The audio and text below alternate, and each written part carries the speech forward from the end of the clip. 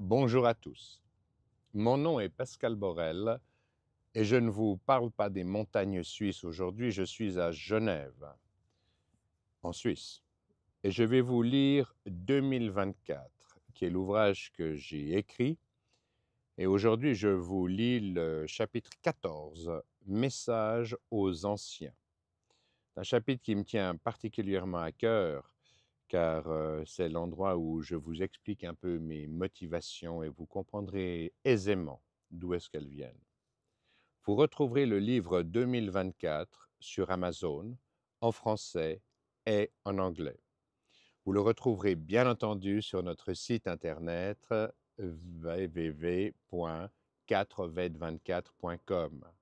Les textes sont bien entendu entièrement gratuits sur Amazon. Vous avez à la suite de chaque chapitre un espace commentaire pour accueillir vos commentaires, bien sûr, vos questions, vos critiques, vos suggestions. Euh, vous l'utiliserez comme vous le souhaitez. C'est un espace de liberté où votre liberté d'expression est garantie, où tout reste sur le site, n'est partagé avec personne. Donc c'est un vrai espace de liberté. Le but du livre est de redonner leur force à nos démocraties en permettant aux politiques de redevenir fiers du service public, du service qu'ils donnent au seul souverain, le peuple, aux citoyens. Donc, le service qu'ils te donnent à toi en tant que citoyen.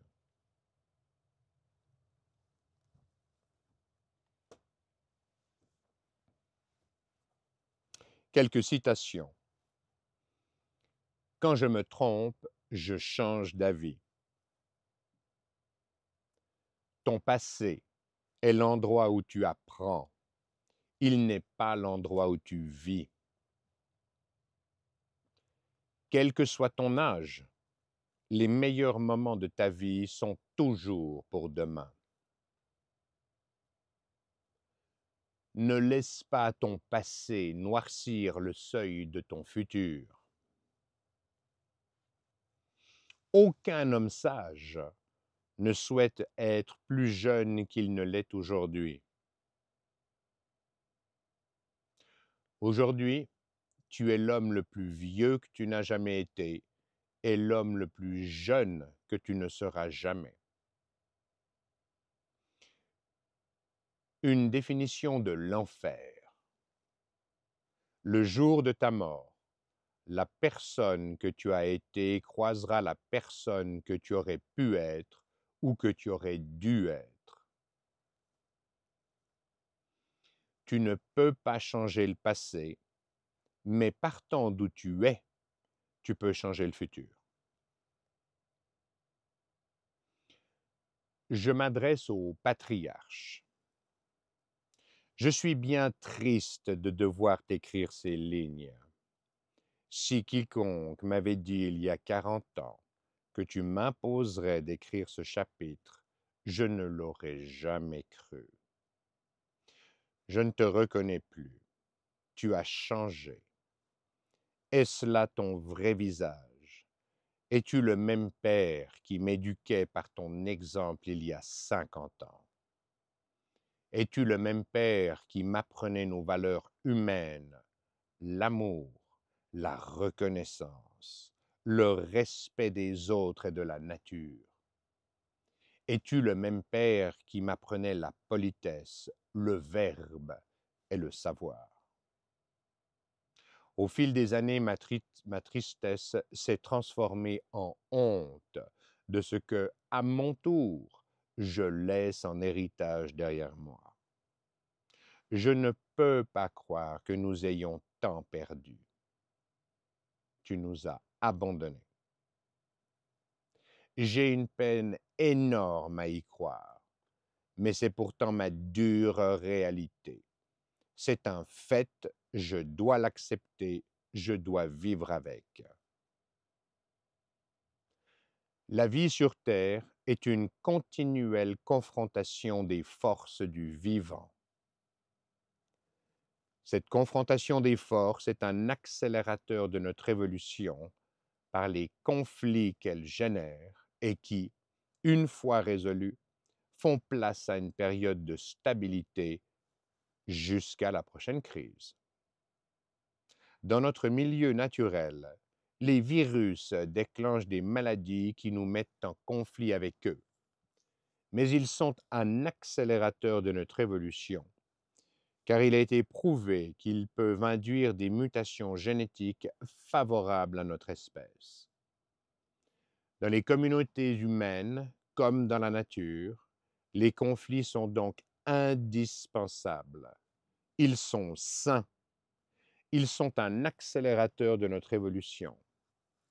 Ils doivent faire partie de notre quotidien avec calme et sérénité. Le conflit ne vise pas à vaincre un adversaire. Il vise à trouver une solution qui satisfait toutes les parties.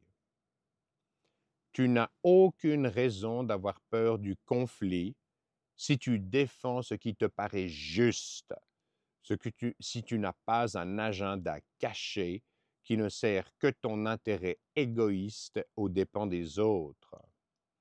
Si ton intention est pure, si ce que tu proposes sert les intérêts de ta communauté, et donc sert tes intérêts, si tu as compris que ta sécurité vient de ton insertion dans le groupe, tu auras une vie sereine, en paix avec toi-même.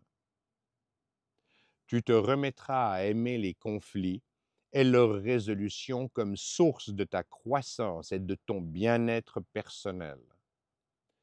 La confrontation libre des idées amène toujours la meilleure solution, comme la politique est la meilleure forme de recherche du bien commun, mais à condition que celle-ci ne soit pas au service exclusif des intérêts personnels de ceux qui en ont la charge. En tant que patriarche, tu n'as pas ou tu n'as plus le courage de dépenser ton énergie à gérer les conflits. La paix des ménages, entre guillemets, est devenue ta seule priorité. Penses-tu qu'accorder une discussion non censurée, sans mensonge, où tu partages tes valeurs, ta compréhension du monde, ton projet avec ta famille et avec tes proches est envisageable? Auras-tu cette générosité? Auras-tu ce courage? Seras-tu cet exemple? Ton problème est qu'à force d'entendre le tissu de bêtises et de mensonges distillés en continu par nos politiques, les mensonges imposés par nos experts spécialistes rendus crédibles par leurs titres et leurs diplômes, les mensonges répétés par les chaînes de télévision nationales ou autres médias subventionnés par nos États, tu subis en continu une manipulation qui devient ta réalité. Tu n'as plus le courage d'imposer ta ligne, ton intelligence, ton discernement, d'imposer un raisonnement sain, généreux, basé sur ton ressenti, basé sur tes valeurs. Quelque part, tu as tellement honte de ne pas être l'homme que tu voudrais être, de ne pas être l'homme que tous tes proches attendent que tu sois, que tu refuses ne serait-ce que d'en parler. C'est comme si tu n'avais plus le courage de reprendre le contrôle du train que tu as laissé dérailler, alors que ce serait si facile pour toi de le remettre sur les rails, alors que tu en as la pleine et entière capacité. Cacher la poussière sous le tapis, la dissimulation et l'omerta sied à la mafia ou à la CIA, au gouvernement et à la justice de 2024. En fait, le secret sert tous ceux qui doivent se cacher tant leurs actions sont malhonnêtes et inavouables. Est-ce digne de ce que tu veux être? Est-ce digne de ton rôle? Est-ce digne de ce que tu offres aux membres de ta famille et de ce que tu leur laisseras en héritage? Rappelle-toi, le jour de ta mort, la personne que tu as été croisera la personne que tu aurais pu être ou que tu aurais dû être. Tu choisis aujourd'hui et maintenant si cette rencontre se fera dans l'harmonie ou dans la honte. Tu es le seul maître de la façon dont tu quitteras ce monde.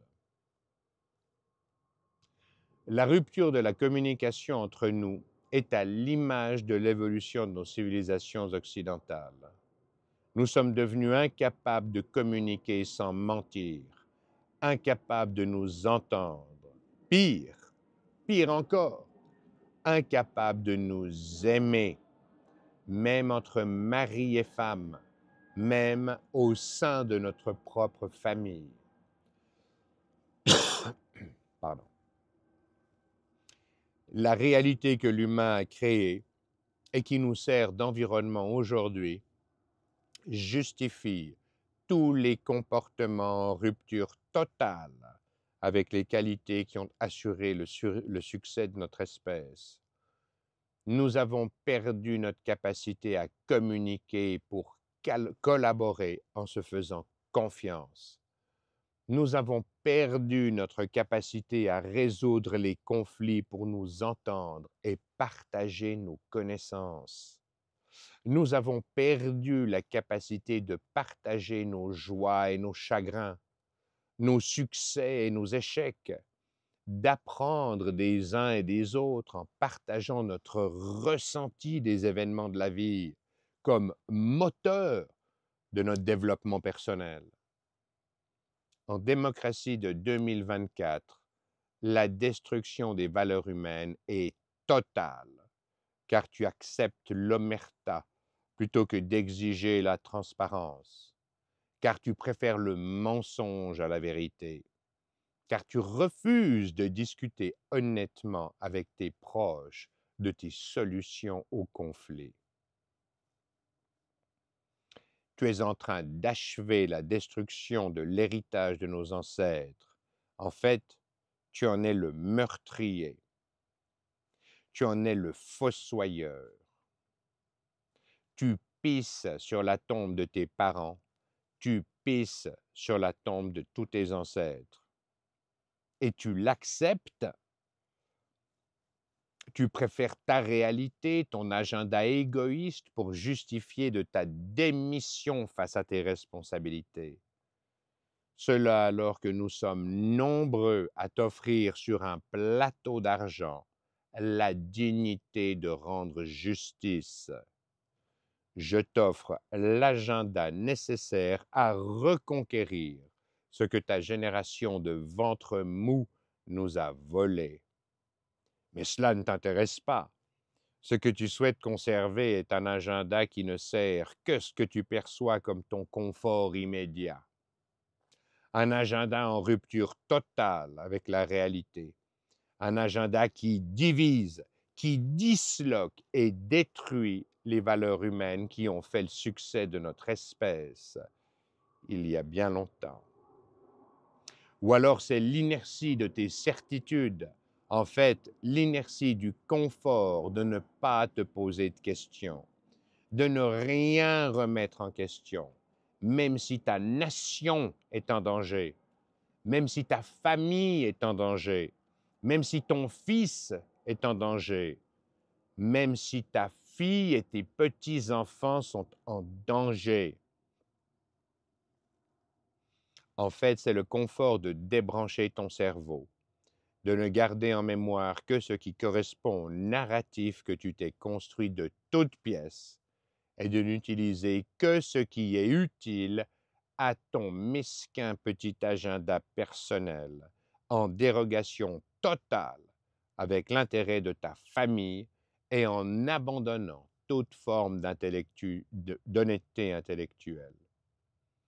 C'est encore une fois à l'image de la dictature des idées que nous imposent les États et leurs alliés, les médias, qui sont devenus les pires ennemis de l'humanité.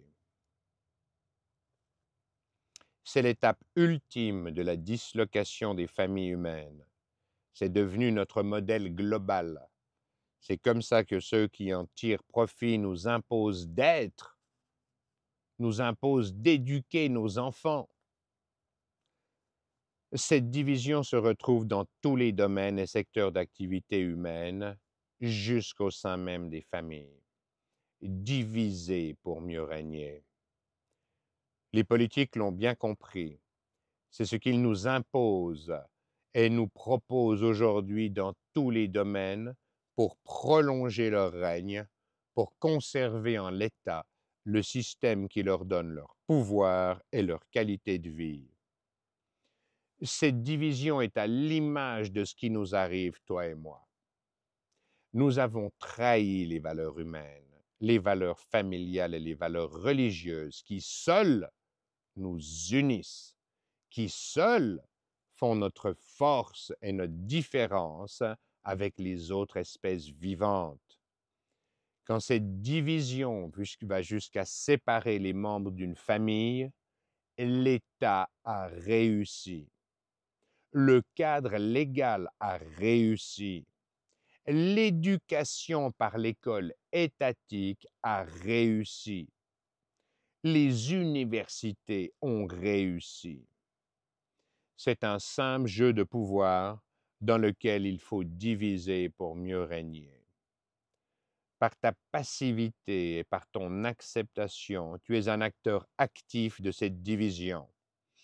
Si tu ne t'en es pas rendu compte, si c'est malgré toi, si c'est à l'insu de ton plein gré, je pourrais alors dire que tu en es la victime active.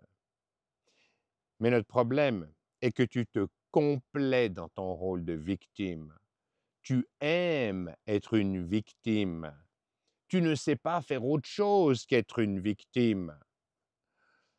Tu te crois trop petit et trop faible pour être autre chose qu'une victime. Ton éducation ne t'a donné que cela.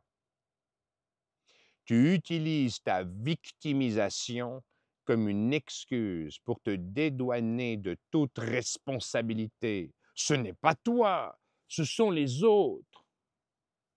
Ce sont toujours les autres. Tu n'es responsable de rien. En fait, ta démission est totale.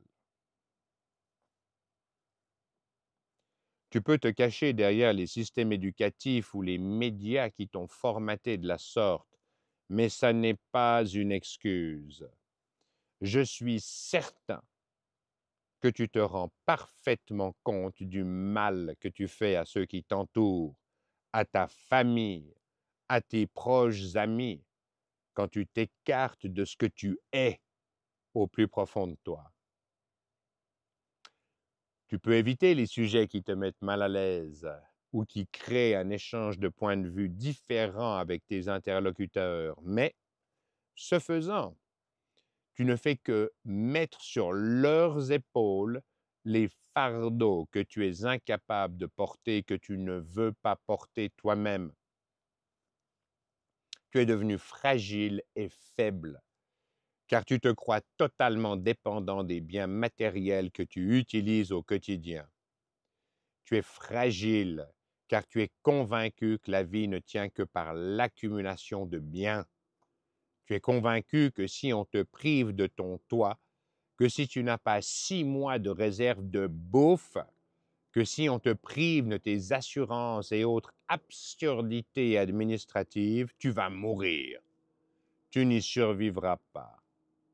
Tu es la définition même de la fragilité, qui n'est rien d'autre que la dépendance totale à un seul environnement pour survivre. Tu es convaincu que sans ton petit confort quotidien, tes chances de survie sont nulles. Tu es tellement fragile et dépendant que tu es prêt à tout sacrifier pour ta sécurité.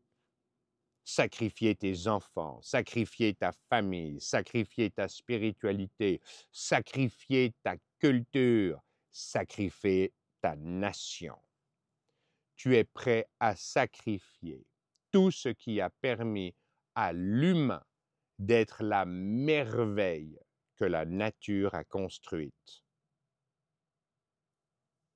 Tu es tellement fragile que tu ne te rends même plus compte que, quelles que soient les circonstances de la vie, tu as toujours deux choix. Un pas en arrière dans la sécurité ou un pas en avant dans la croissance. Aujourd'hui, tu ne veux plus grandir, tu ne veux pas croître, tu n'en es plus capable, tu vis dans la peur de perdre, tu marches à reculons vers ce que tu crois être la sécurité. Or, le seul danger, le seul risque d'une vie d'être humain est de ne pas prendre de risque. Mais tu ne veux prendre aucun risque. Ta plus haute ambition se résume à ton confort immédiat.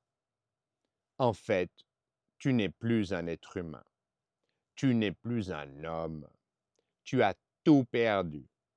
Tu t'es laissé voler jusqu'à ton identité.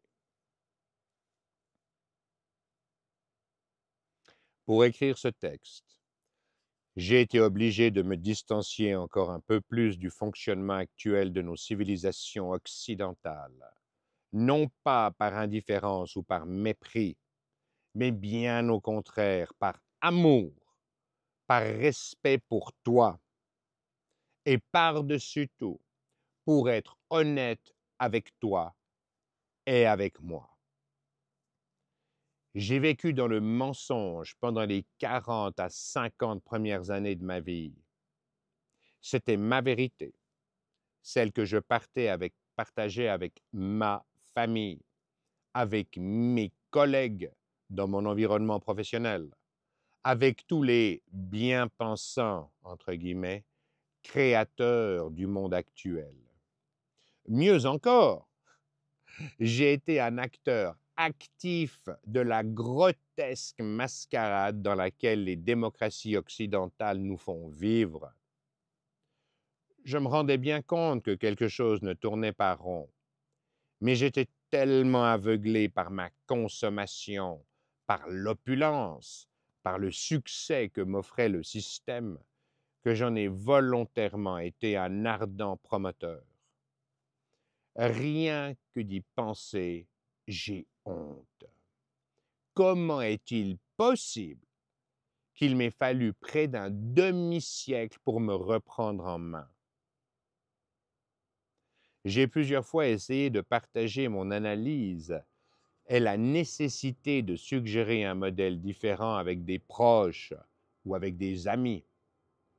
La majorité du temps, tout ce que je récoltais était de l'incompréhension, du mépris ou des railleries de personnes qui me rappelaient que je profitais bien du système en l'utilisant pour m'offrir la qualité de vie matérielle dans laquelle je vivais. Dans le modèle culturel des démocraties de 2024, ils avaient raison. Ils comprennent ce que j'exprime, mais ils sont incapables d'en tirer une conclusion. Ils ne veulent pas agir. Ils ne pensent qu'à la façon dont ils peuvent se justifier pour maintenir le semblant de petit confort dans lequel ils vivent. Je ne blâme personne, à part moi, mais c'est là que le bât blesse. Dès ta plus tendre enfance, ton éducation te donne des connaissances plutôt que de te donner des valeurs. Tu apprends à avoir plutôt qu'à être. Avoir des connaissances, avoir des maisons, avoir des voitures, avoir plus que les autres. Tu es convaincu que tes possessions, quelles qu'elles soient, sont ce que tu as de plus précieux, qu'elles définissent ton statut social, qu'elles marquent ta valeur pour toi et pour ta communauté. Tu as remplacé ta spiritualité par des biens matériels et du savoir. Et si l'éducation te donne du savoir plutôt que des valeurs, tu auras une vie misérable. Ton éducation ne t'a jamais appris à chérir par-dessus tout les valeurs qui seules peuvent apporter les solutions nécessaires à notre vie en communauté. Les valeurs qui seules te donneront une vie accomplie. Tu te réfugies dans ton savoir et dans tes certitudes. Tu préfères tes biens matériels à l'être humain que tu pourrais être ou que tu devrais être. Tu préfères ton confort égoïste au partage avec tes semblables. Pour résumer, après moi le déluge.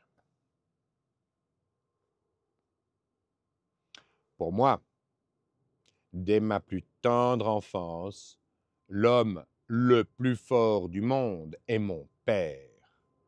Car dans un monde construit sur des valeurs, c'est la base, c'est ma fondation. Un père de famille, un père de la nation et un père dans les cieux. Mon père est le patriarche. Je suis son fils et c'est comme cela que les fils voient leur père. Je modèle mon comportement sur le sien. Il est mon ancêtre direct, il est ma référence, il est mon exemple le plus précieux. Et même si je le perds, il restera l'architecte de ma pensée. Il en sera ainsi jusqu'au jour de ma mort. La nature m'a fait ainsi, car c'est bon pour moi. C'est bon pour notre espèce. C'est un facteur de succès et de longévité. Oui, mon père, le patriarche, est mon exemple. C'est grâce à lui que je choisis tous les jours en me levant le matin l'homme que je suis, l'homme que je vais être aujourd'hui et l'homme que je veux être demain. C'est à travers ce que nos pères nous ont donné, à travers ce qu'ils ont fait de nous, que nous choisissons tous les matins les valeurs qui gouvernent notre vie, les valeurs qui dictent nos actions et qui modèlent notre comportement avec nos proches. Personne ne fait exception à cette règle. C'est pourquoi je m'adresse ici aux patriarches. C'est parce que nous les respectons. Nous reproduisons leur modèle. Par leur exemple, ce sont eux qui définissent nos actions et ce que nous sommes. C'est la raison pour laquelle je t'en supplie à genoux, reprends ton rôle, remets l'Église au milieu du village. Sois l'exemple dont nous avons tous besoin. C'est tout simple. Utilise ton ressenti. Préfère l'intelligence à la manipulation. Préfère la vérité au mensonge. Agis. Sois toi-même, sans te forcer. Libère-toi. Ouvre-nous la voie. Donne-nous par ton exemple le courage de reprendre le contrôle sur ceux qui divisent pour mieux régner, plutôt que de nous unir. Donne-nous le courage de faire taire les vipères qui mentent pour protéger leur agenda personnel, qui insultent et qui accusent pour provoquer les guerres, qui nous terrorisent pour mieux nous manipuler. C'est à toi de faire renaître ton courage, de le partager pour nous donner un futur. C'est fou, mais on en est là. Pourquoi ne le fais-tu pas? As-tu perdu ton sentiment humain? As-tu éliminé de ta vie ce qui fait la beauté et la force d'une famille? L'amour qui nous lie les uns les autres? Est-ce vraiment ton vrai visage? Te rends-tu compte du mal que ta démission fait à tes proches et aux générations futures? Toi seul connais les réponses. Sache que si tu devais un jour traverser une épreuve ou une douleur, même de bien moindre intensité que celle que je ressens en écrivant et en te lisant ces lignes, je ne te laisserai jamais seul. Je serai immédiatement à tes côtés. Je serai toujours avec toi. Je serai là pour toi de façon inconditionnelle. Rien, ni toi, ni personne, ne m'empêchera jamais d'être ton père, d'être ton fils, d'être ton ami, d'être ton allié. Cela n'a rien d'exceptionnel. Je n'aurai pas à me forcer. C'est normal. C'est le minimum que tu puisses attendre de moi. Le minimum que tu puisses attendre d'une relation entre deux êtres humains. Ce sont mes valeurs, c'est l'exemple que je veux être, c'est ce qui me permet de vivre avec dignité dans le monde que j'ai choisi, dans le monde que je t'offre, dans le monde que je veux laisser en héritage à mes enfants.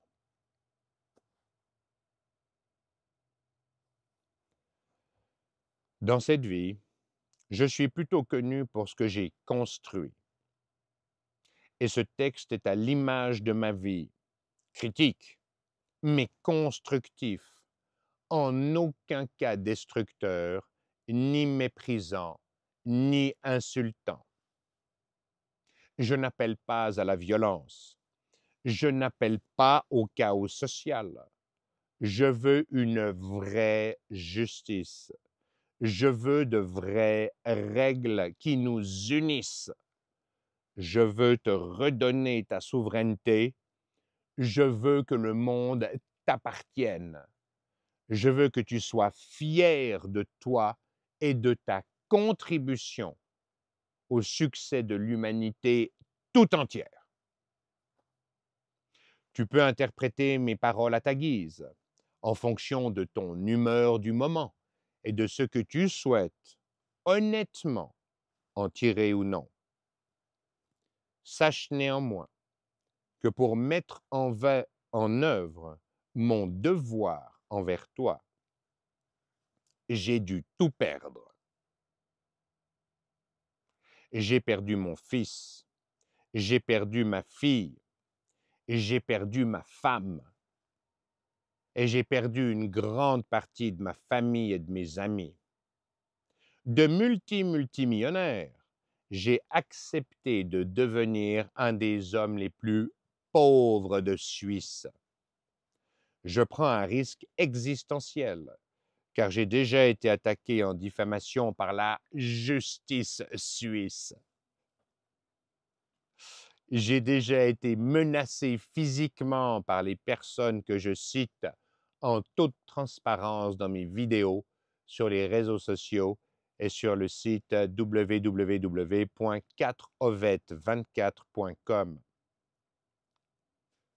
J'ai déjà été la victime du copinage financier entre les organismes d'État et leurs complices des secteurs bancaires, pharmaceutiques, santé, assurance, en fait, de toutes les industries qui rapportent le plus au pouvoir, avec l'appui bienveillant des autorités judiciaires suisses. La justice suisse, je devrais dire, la justice de toutes les démocraties occidentales ne m'autorise pas à dire la vérité, ni même à essayer de prouver ma bonne foi. En Suisse, je n'ai légalement pas le droit de faire ce qui est dans l'intérêt de l'écrasante majorité des citoyens. En Suisse, je n'ai légalement pas le droit de proposer les solutions qui redonnent leurs responsabilités, leurs droits et leurs devoirs aux citoyens. En Suisse, je n'ai légalement pas le droit de faire ce qui est dans l'intérêt de ma nation. C'est le monde à l'envers. Les hommes et les femmes qui s'engagent pour faire évoluer nos systèmes de gouvernance sont immédiatement hors la loi.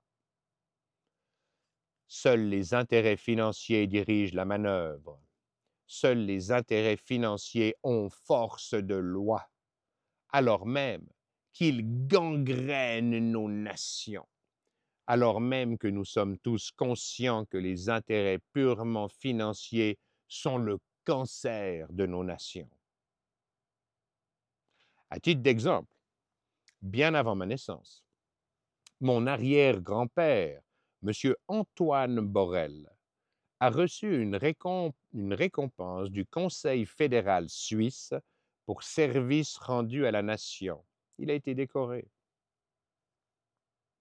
Il a reçu une magnifique montre de marque Zénith qu'il a léguée à mon grand-père qui, à son tour, me l'a offerte car il souhaitait que je la porte en hommage au courage de mes ancêtres. Je la conserve toujours précieusement et je ne manquerai pas de la léguer à mon fils Rakam. En 2024, les services rendus à la nation suisse ne justifient plus une récompense. Ils sont passibles de peine de prison, car la plupart du temps, faire ce qui est dans l'intérêt des citoyens s'oppose aux intérêts financiers des politiques et fait obstacle à leur recherche de pouvoir absolu. Encore une fois, c'est le monde à l'envers. Mais je suis un Borel. Je ne me définis pas comme la somme des événements autour de moi. Je suis ce que je décide d'en faire. L'opinion que les autres ont de moi n'existe pas. L'opinion des autres n'a aucune influence, ni sur ma pensée, ni sur mon cheminement intellectuel. En fait, j'ai une telle confiance en moi, j'ai une telle confiance dans la justesse de ce que je te propose, je ressens une telle force que rien ni personne ne peut m'arrêter, ni même me faire dévier de la route que j'ai déjà pavée pour que nous la parcourions ensemble.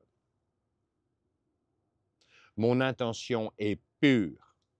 Mon projet ne vise que ton accomplissement, pas le mien.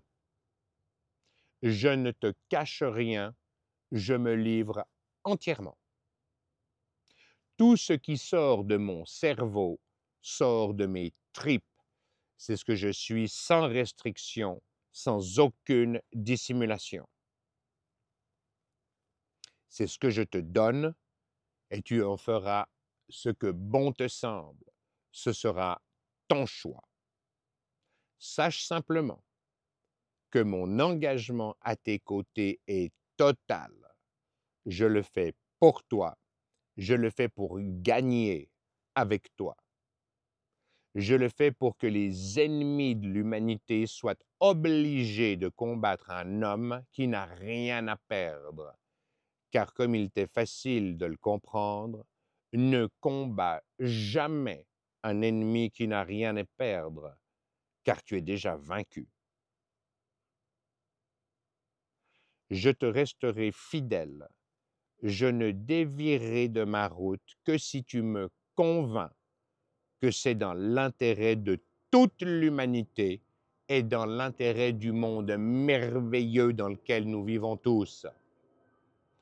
Si notre succès signifie que je dois mourir, je serai heureux de quitter ce monde, car je sais que j'aurai contribué à le rendre meilleur.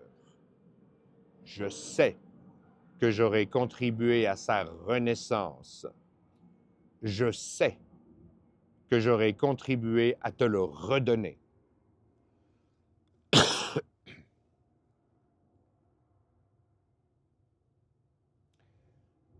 Je ne veux rien rompre avec le monde qui m'a vu naître. Bien au contraire. Je veux lui redonner sa simplicité et sa beauté. Mais pour cela, j'ai besoin de toi. Comme je te l'ai dit en introduction, je te propose de faire un voyage avec moi. Je t'offre ma corde et la feuille de route qui nous permettra d'aller ensemble au sommet. Mais j'ai besoin de toi, car sans toi, sans ta participation, sans ta détermination, nous sommes tous deux condamnés à rester en fond de vallée. C'est un échange. J'ai déjà parcouru le chemin qui mène au sommet et je te propose de le parcourir à nouveau, mais cette fois ensemble, toi et moi. C'est un échange et comme dans tout échange, il doit aller dans les deux sens. L'échange doit aussi venir de toi.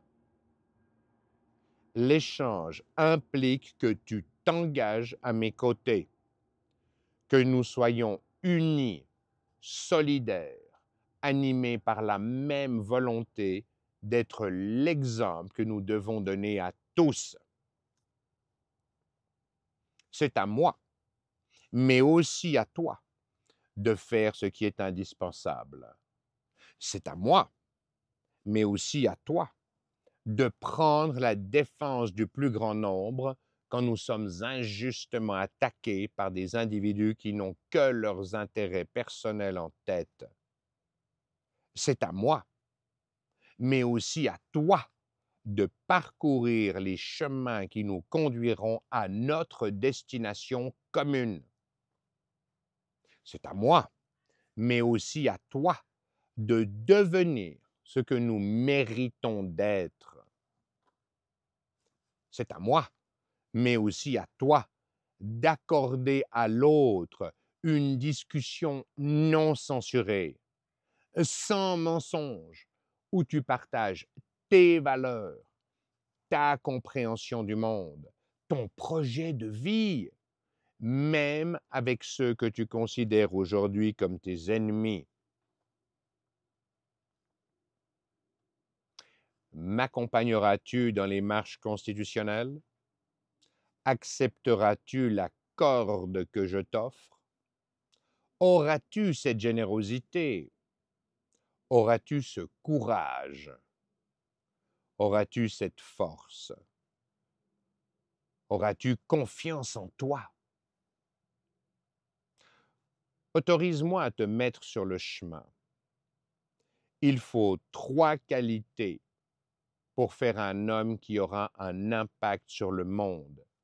Un homme capable de transmettre la vie en tenant son rôle familial. Un homme capable de déplacer des montagnes pour faire évoluer nos civilisations. Ces 3 qualités sont la voie directe, la plus directe, vers une vie accomplie. Ce sont 1. L'intelligence, 2. L'énergie, 3. Le courage. Prenons ça point par point. 1. L'intelligence est notre dénominateur commun. 99% des humains en disposent. Nous avons tous un cerveau particulièrement bien construit par la nature. Nous sommes tous capables de comprendre notre environnement, de nous y adapter pour survivre, pour prendre les bonnes décisions et pour transmettre la vie dans les meilleures conditions possibles. 2. L'énergie est une qualité plus rare. Il n'y a pas plus de 10 ou 20% des humains qui en disposent. Elle permet d'être actif 18 heures par jour, en n'en dormant que 6. Elle permet d'entreprendre, de créer une famille ou de s'entraîner dur pour gagner la médaille d'or aux Jeux olympiques. 3.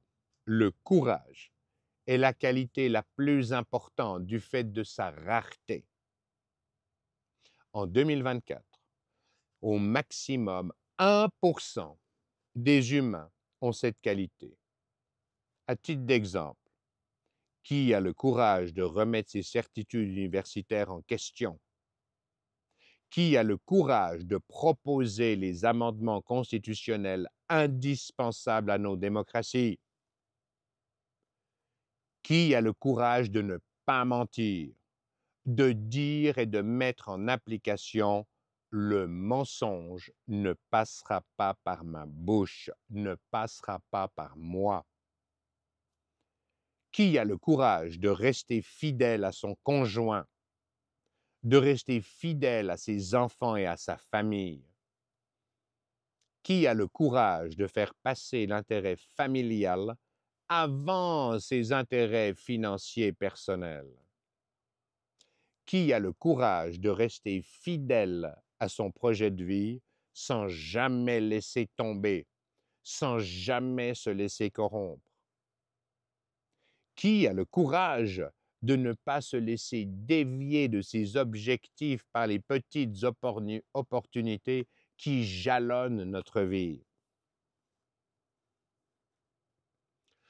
La démonstration est-elle suffisamment claire?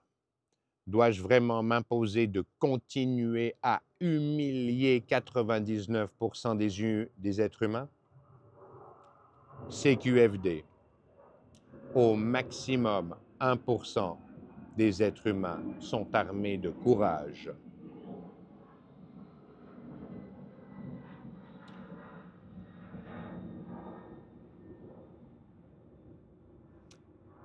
Laisse-moi te le dire, tu as en toi ces 3 qualités. Elles s'acquièrent à tout âge.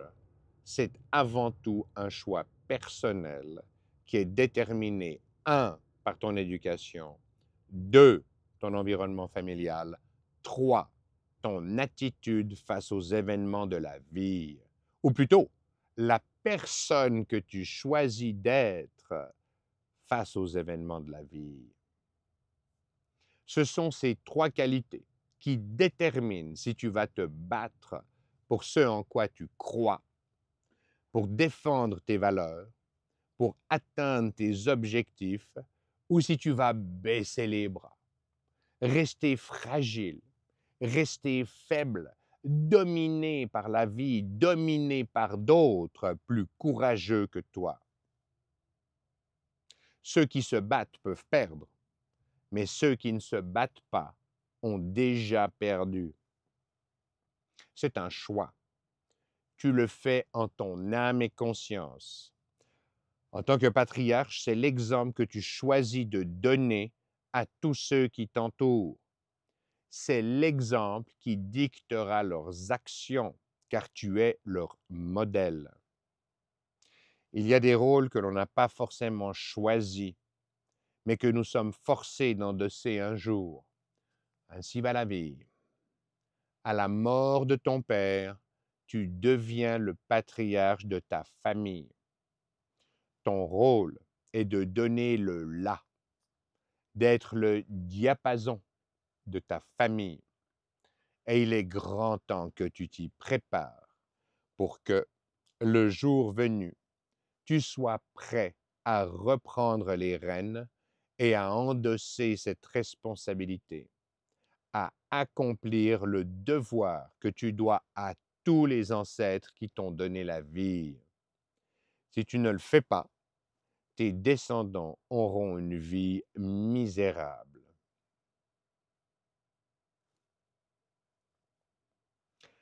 Un jour, mon ami John de retour de 4 ou 6 mois de vacances en Inde, me raconte ceci. La vie se divise en 3 phases. La première phase de la vie est l'enfance. Tu es libre, tu découvres le monde. Il est à toi. Tu en prends possession. Tu explores toutes les façons de t'y insérer et d'en tirer le maximum.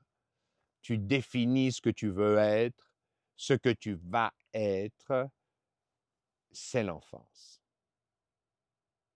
La deuxième phase de la vie est l'âge adulte.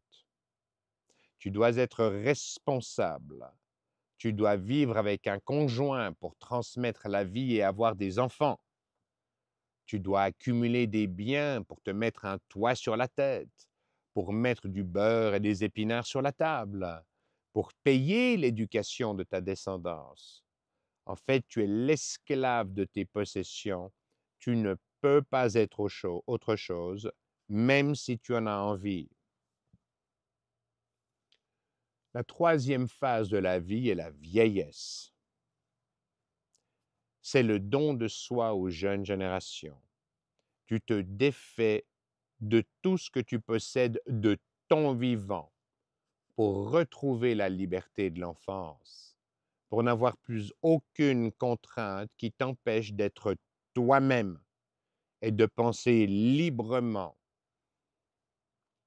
pour pouvoir partager ce que tu es sans que rien ni personne ne puisse exercer la moindre pression sur ce que tu choisis d'offrir à tes petits-enfants. C'est une magnifique parabole, une magnifique simplification de nos vies d'êtres humains. Sans que je l'ai choisi de façon entièrement volontaire, j'ai eu la chance de vivre chacune de ces étapes. C'est comme si j'avais dû passer par là pour devenir ce que je suis aujourd'hui, un homme vieux, mais un homme libre de marcher, de penser, d'écrire et de parler. C'est un cadeau de la nature. C'est le cadeau que m'a offert mon chemin de vie. Je suis redevenu moi. Il m'a fallu du temps pour en prendre conscience, car dans un premier temps, perdre ma famille et me défaire de mon ancien mode de vie a généré beaucoup de souffrance. Mais c'est précisément cette douleur qui m'a donné une force que j'avais certainement déjà au fond de moi, mais que je n'avais jamais été forcé d'utiliser. Or, tu ne découvres ta force que quand l'utiliser est ta seule et dernière option. C'est au point que si quelqu'un avait le pouvoir de me faire revenir en arrière pour effacer ces souffrances de ma vie, je refuserais catégoriquement, sans la moindre hésitation, car je perdrais en même temps la force et la détermination que j'y ai gagnées. Je remercie la vie pour sa générosité. J'ai eu la chance de mourir et de rester vivant. Dans notre modèle occidental, j'ai tout perdu, donc je suis mort. Mais j'ai la chance de voir ce qu'il se passe après ma mort. C'est une deuxième naissance. Je redécouvre la façon dont je m'insère dans le monde. Je redécouvre mon rôle. Je redécouvre ma fonction. J'ai un sens. Je suis redevenu libre, hors des contraintes matérielles, hors des devoirs familiaux, hors de tout ce qui ne me paraît pas absolument indispensable à ma vie physique et à mes relations avec des personnes bonnes. J'alloue mon temps à ceux qui souhaitent utiliser mon parcours pour améliorer le leur ou tout simplement pour éviter les erreurs que j'ai commises. Aucun savoir ne m'est imposé pour obtenir un diplôme, un certificat ou autre permis de facturer universitaire. Aucun narratif ne m'est imposé. J'ai même une profonde pitié pour tous ceux qui sont contraints de mentir publiquement pour défendre des guerres, pour défendre ce qui divise les êtres humains, pour défendre la logique purement financière qu'ils t'imposent et sur laquelle, bien sûr, ils construisent notre monde. Je me définis par mes valeurs. J'ai un code d'honneur. Aucun code de procédure ne peut m'atteindre s'il ne défend pas ce que je considère dans l'intérêt de la vie des êtres humains. Pour moi, tout ce qui ne défend pas notre capacité à exprimer nos talents dans une vie accomplie est inexistant, est nul, et mon ennemi doit mourir pour être remplacé. Je n'ai plus l'obligation de faire partie du troupeau qui m'entraîne vers l'abysse. Ma valeur ne vient que du fait que je ne ferai plus jamais partie de ce troupeau. Ce merveilleux chemin que j'ai eu la chance de parcourir, à savoir mourir encore vivant, m'a permis de réintégrer une espèce très rare, en voie de disparition sur la Terre. Je suis redevenu un homme, tout simplement.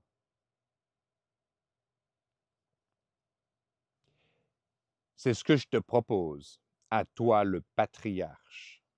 C'est ce que je propose à tous les hommes et à toutes les femmes qui souhaitent redevenir des êtres humains, tout simplement. Je te l'offre sans que tu doives passer par les mêmes souffrances que moi. Hisse-toi sur mes épaules. Prends appui sur moi. Utilise-moi pour t'élever. Inspire-toi de mes échecs et de mes succès pour t'amener ce qui te redonnera ta vie, ce qui enrichira tes liens avec ta famille.